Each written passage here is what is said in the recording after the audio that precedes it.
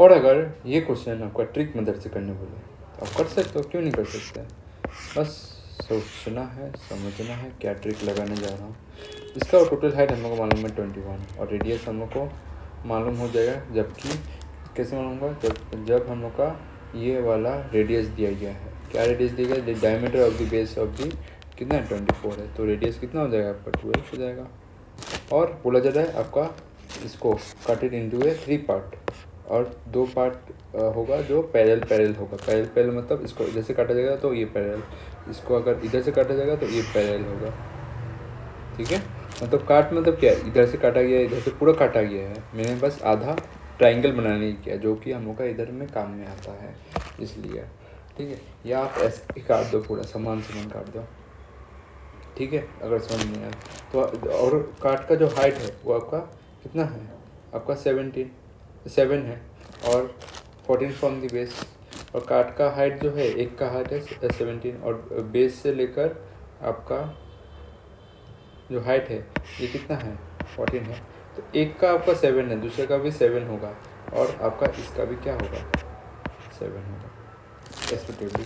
Find the curve surface area, तो आपका CSA ये फाइंड करना बोला ऑफ द टॉप पार्ट। तो इधर में आपको क्या करना है, रेशियो ऑफ द हाइट तो आपको मालूम है, ये चीज़ तो आपको पढ़ा होगा, आपको बस रेशियो से कभी खेलना है।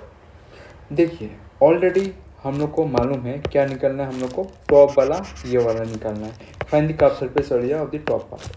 तो टॉप पार्ट का अगर हाइट हम लोग निकालना बोला जाए तो आप क्या निकाल सकते हो, आराम से 7 निकाल सकते हो। 21 से 40, ये 21 से आप 14 को माइनस कर दो जो कि ये टोटल हाइट है, तभी भी आप निकाल सकते हो 7 ऊपर का।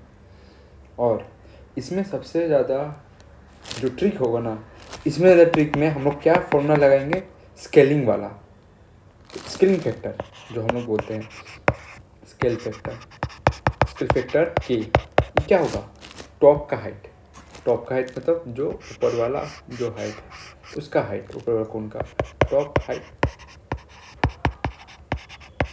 डिवाइड बाई टोटल हाइट, ये वाला। तो ये वाला कितना होगा 7/21 डिवाइड बाई 1/3। अगर आप रेडियस दे सकते हो, अब आपको क्या करना है, अप्लाई द रेडियस। तो हमको रेडियस मालूम है कि इसका रेडियस कितना है 12 है। ठीक है, यही वाला आपको फॉर्मूला याद रखना है, ये वाला चीज़ याद रखना है, स्केलिंग फैक्टर के, इसका क्या होगा सिंबल के। तो apply radius, apply to radius में हम लोग को अप्लाई करना है।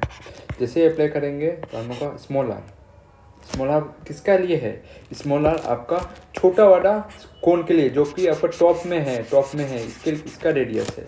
ठीक है, इसका रेडियस हमको पता करना पड़ेगा ना, कैसे पता करेंगे, जब हम बड़ा रेडियस को मल्टीप्लाई करेंगे स्केलिंग फैक्टर से।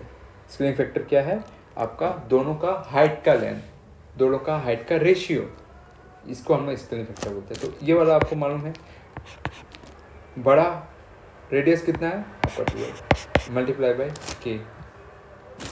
के कितना है स्केलिंग फैक्टर ये कितना आएगा आपका, ये तो आपका 3 है 1:3। ठीक है, 1:3 मल्टीप्लाई बाई 1/3, तो इसका स्मॉल आर का वैल्यू कितना आएगा 4 आएगा।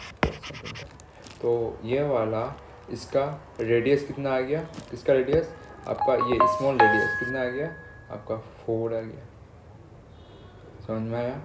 अब थर्ड नंबर आपका स्लेंथ हाइट जो कि L होता है, स्लेंथ हाइट ये कितना होगा आपको वो निकालना पड़ेगा। क्यों स्लेंथ हाइट निकालेगा, कर्व सरफेस एरिया का फॉर्मूला क्या होता है, curve surface area of A cone pi R L होता है। तो इसके लिए स्लेंथ हाइट भी जरूरत होता है। तो आपको क्या होता है, हाइट का स्क्वायर प्लस रेडियस का स्क्वायर, ये वाला।